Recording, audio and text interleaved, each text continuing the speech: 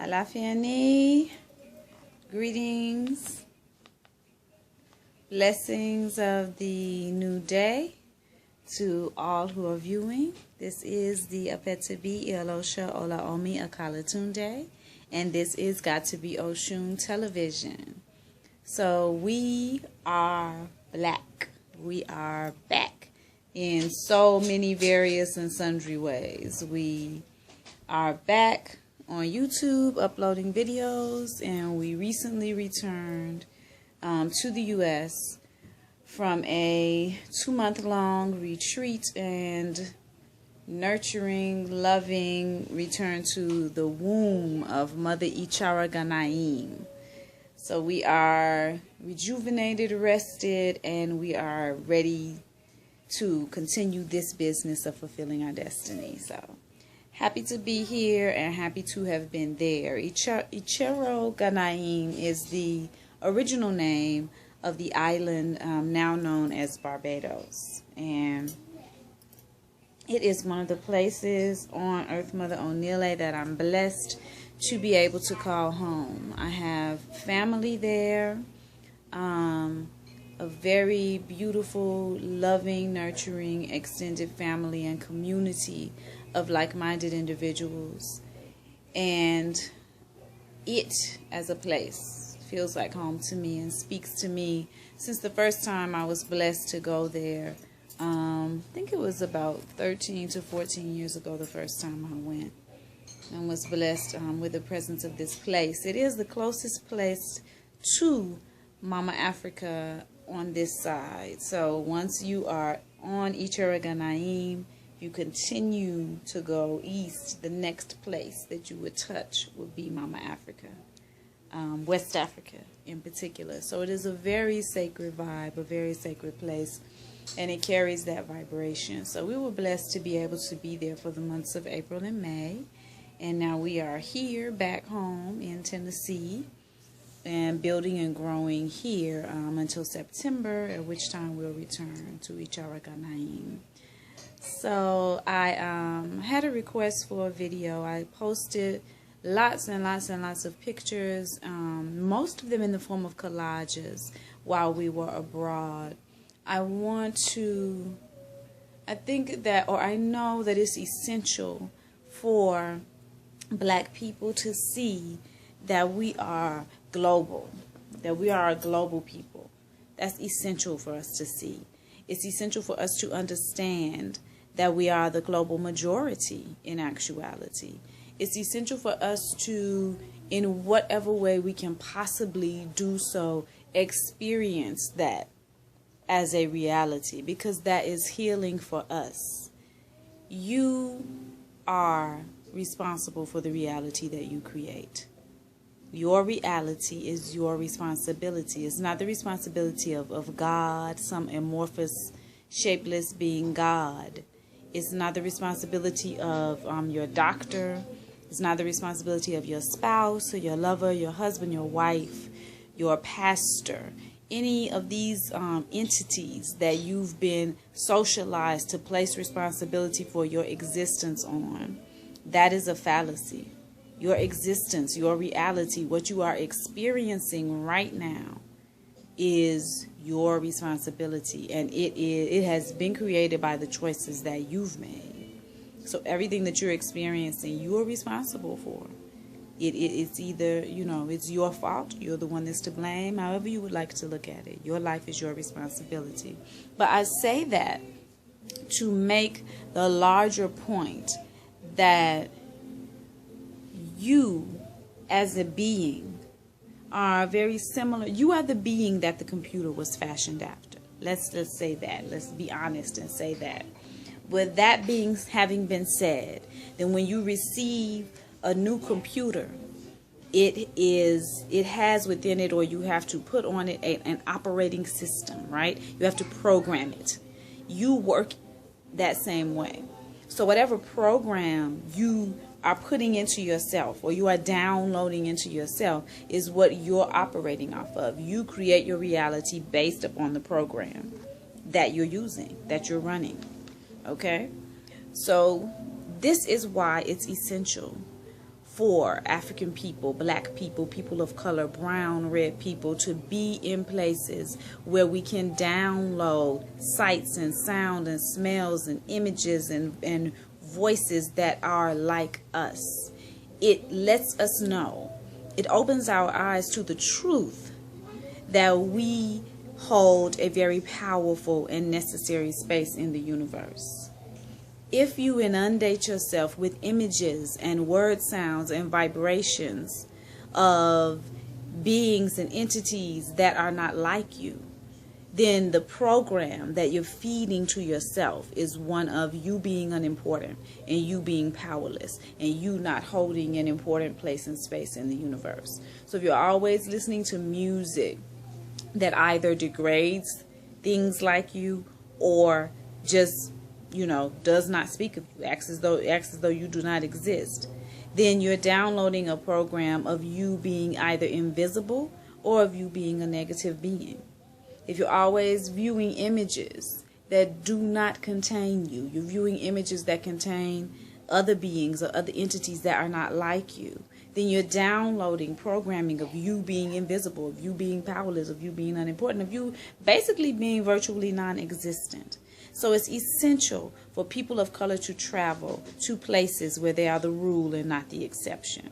So I make very big sacrifices to make this a reality in the lives of my children. I see it as my duty as their mother to make sure to take my black children to black countries where they can experience being the rule and not the exception, where everyone looks like them, where the billboards are filled with beautiful people who look like them, where the voices that they hear coming off of the radio sound just like them, where the images, even on the fast food, the fast food restaurant in Barbados is called Chefette, and even the image of the person that's on the Chefette is a black image.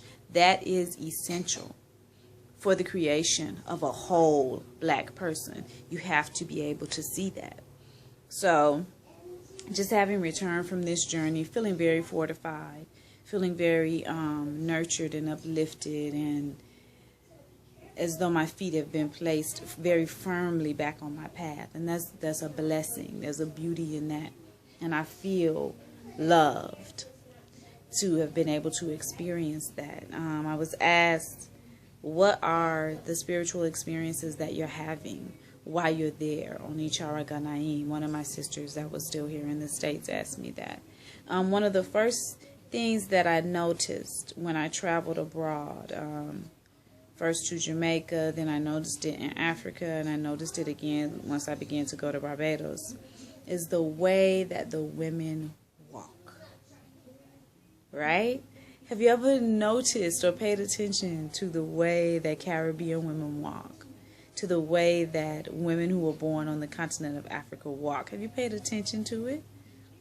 We walk with the knowledge that we are beautiful. We walk with the knowledge that we love ourselves.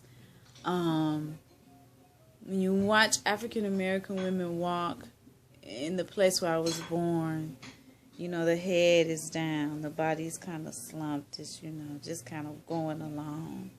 Where you get to the Caribbean and you get to West Africa and the sisters are fully upright and their backs are straight and they walk with a sway.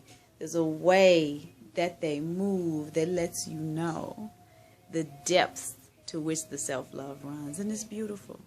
It's beautiful and it's uplifting, and it reminds you that you're beautiful too, that you belong to this same tribe of beautiful sisters. So that's one of the first things that hits me every time I'm home. It's the way that the women walk. I was born, well, not born, but once I started walking, I have a very distinct walk. It's very sensual. It gets a lot of attention. It always has my entire life. And if you only know me via YouTube and online, then you haven't seen it. But if you know me in person, then one of the things that is distinct about me is my walk. And I used to incur the wrath of lots of people when I was, younger. One of the biggest insults in a small southern town that you can sling at a black girl is you think you cute. I never understood why this was an insult, because I do think I'm cute. And I think you cute too. But you know, I'm pretty clear that I'm pretty cute. And I never understood how that was an insult, because I wasn't raised in a household where being cute was seen as bad, and knowing that you were cute was seen as bad. I wasn't raised in that kind of household. But that is a big insult where I'm from. So it is, you know, you don't walk like you think you cute in Columbia, Tennessee. You don't do that because you don't want people to believe that you do think you cute. So it's always a weight off of my shoulders to be somewhere where everybody walks like they think they're cute. And in essence, everybody thinks they're cute. That's a relief. It is a relief, and it is a pleasure and an honor, and it is healing to be amongst black women who know that they're beautiful. One of the other things that I always notice when I'm home in Barbados is the beauty of the people and the longevity of the people. There is a tradition, a Bajan tradition, of taking a sea bath. And what that means is rising early in the morning and going to the sea, because the sea is not generally far from any place where people live. So you rise early in the morning and you walk down to the sea, and you get in the sea, and you allow the sea to, you immerse yourself in the seawater basically. And what we would call going to the beach, Bajans call taking a sea bath. So you take a sea bath every morning. This is Bajan tradition. But so if you're at the sea early in the morning, then you will always see the elders, because the elders stick to this particular tradition, and they're beautiful people. You know, very few of them are hobbling along. Very few of them look ill, and very few of them look as though they've had life sucked out of them. That is beautiful glow on their skin, and they're laughing amongst each other. And you see the elder couples, and the elder couples will get in the sea, and they'll still embrace and cuddle and, be sensual with each other in the sea, just like the younger couples. So it's a beautiful thing to see. It's a beautiful thing to see. It is healing to be immersed in a sea of beautiful black people. You cannot go to ICHIROUGANAIM and not feel that sensation of just being completely immersed with melanin. It is a magnificent feeling. As far as the eye can see, just throngs and throngs of beautiful black people. That by itself is healing. What else do you experience? Well, if your house is completely open, every window is open, every door is open, and there may or may not be a screen. More than likely there isn't. So everything is open. It's wide open to catch the breeze. The breeze is always coming, but the doors and windows have to be open to catch it. So the doors and windows are open. It's breezy, but anything that's out, you know that you're subject to share it. And what do I mean by that? Well, if the doors and windows are open and you have a bowl of mangoes, then at some point something else is going to come in and want to eat the mangoes too. Right? It's not going to be a human being, because it's not generally crime like that going on in Barbados, but other creatures are going to want to come in and eat the mangoes. So anything that's out has to be covered, whether you've sliced the mango open or not. If the mango is going to be out and not in the refrigerator, then you have to cover it, or it'll be full of, bugs of some kind by the time you return to it.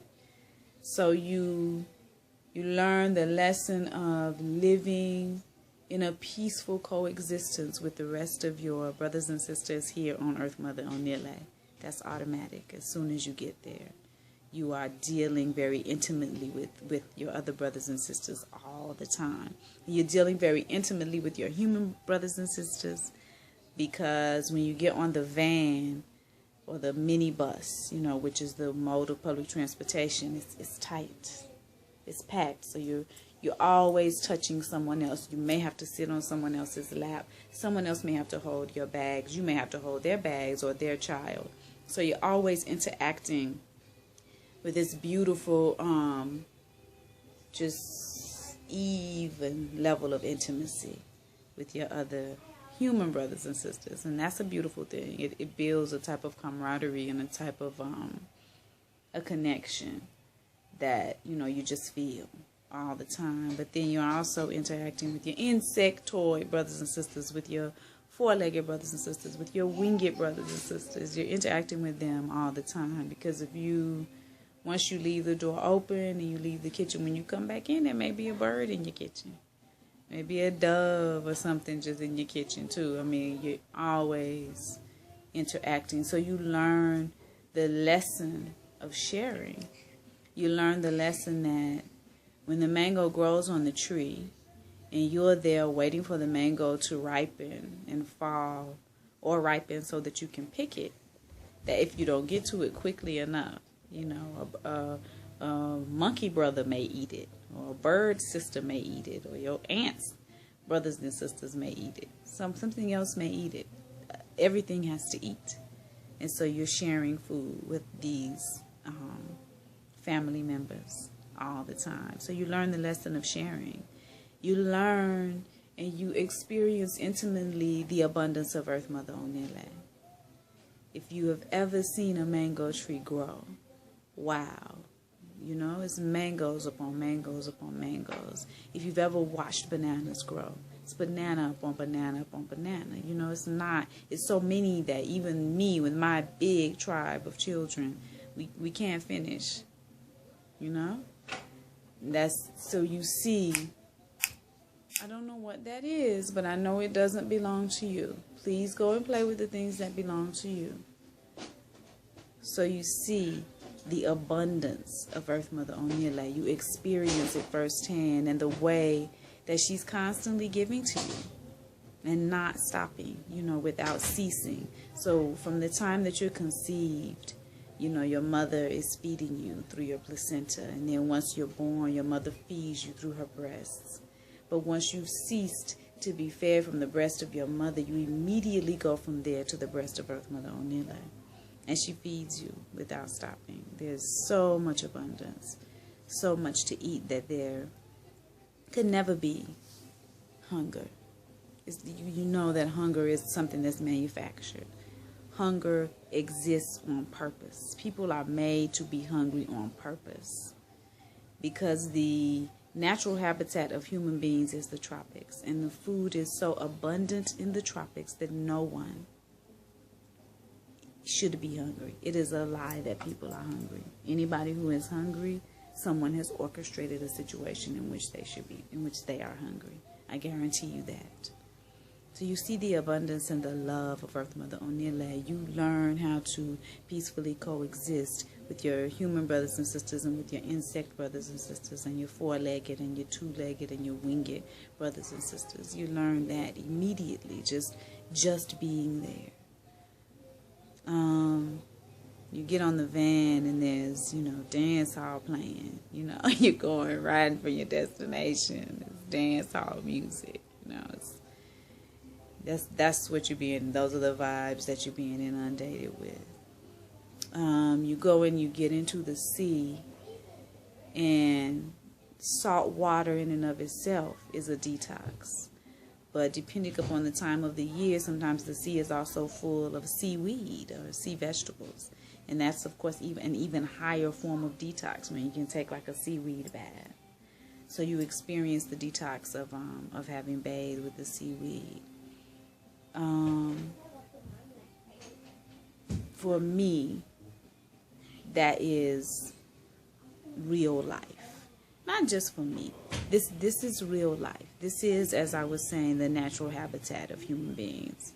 So this is life as it is. This is life as it exists.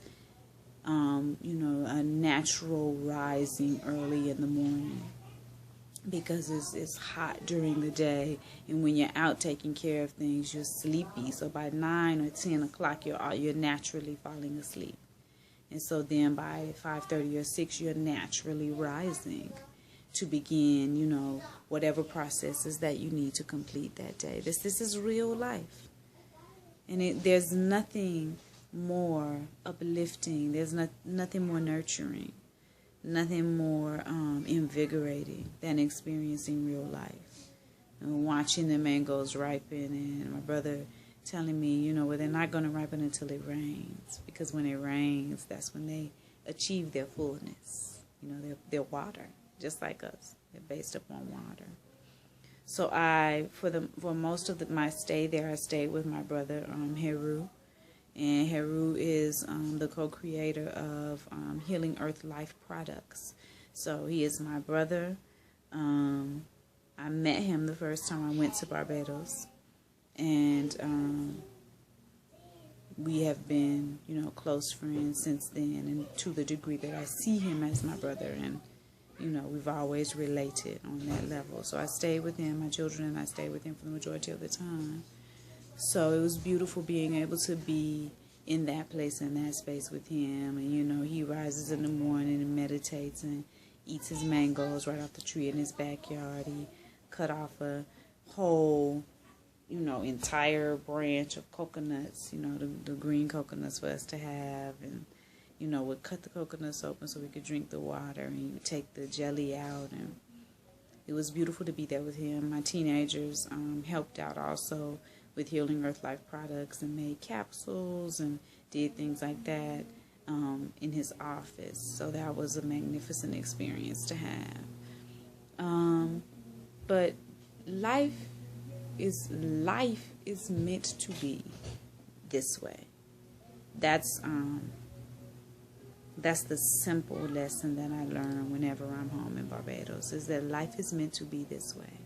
Life is beautiful, and life is colorful, and life is full of laughter. It's full of being touched and being close to other human beings and being close to other beings.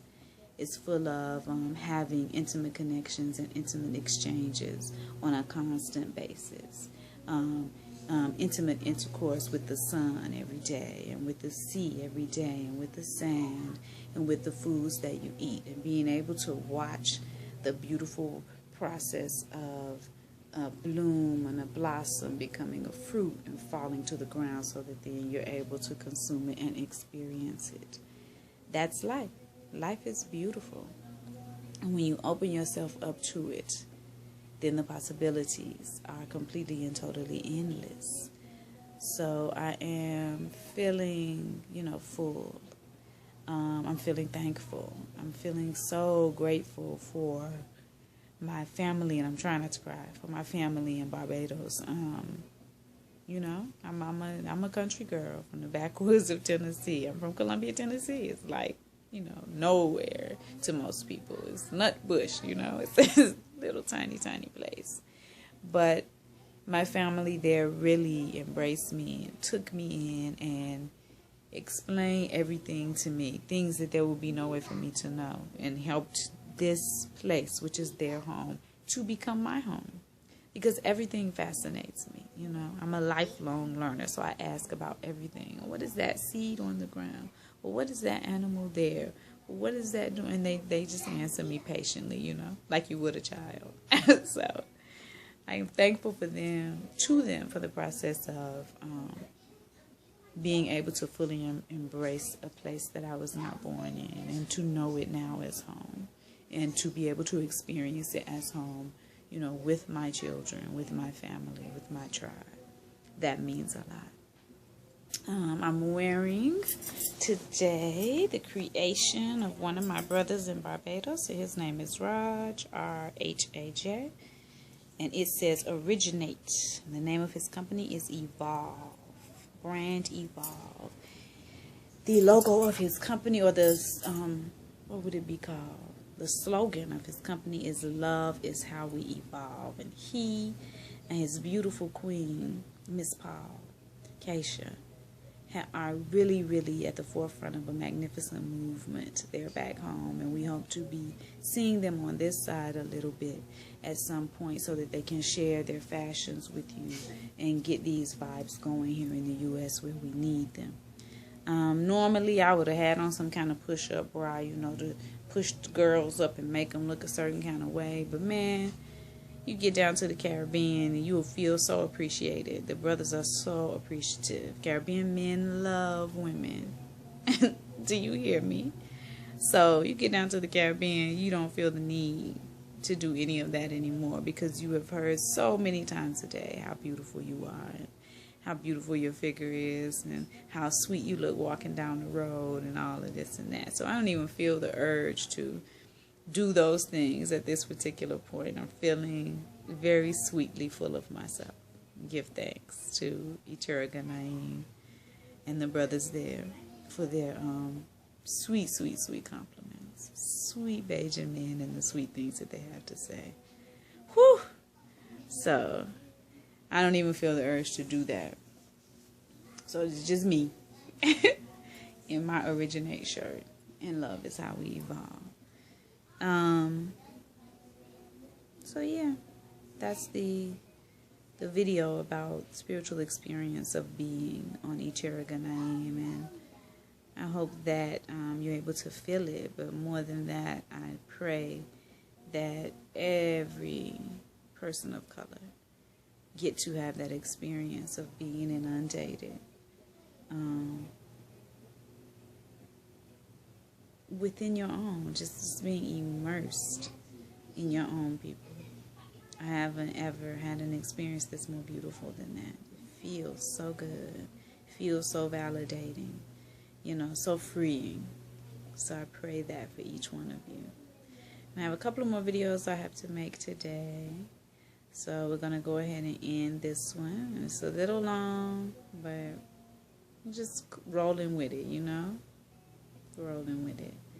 So, ecstasy, abundance, and bliss. Oceans of love to all of those who are within the sound of my voice and who are wishing something the same to me and mine. And the lessons of life to all those who are wishing us otherwise.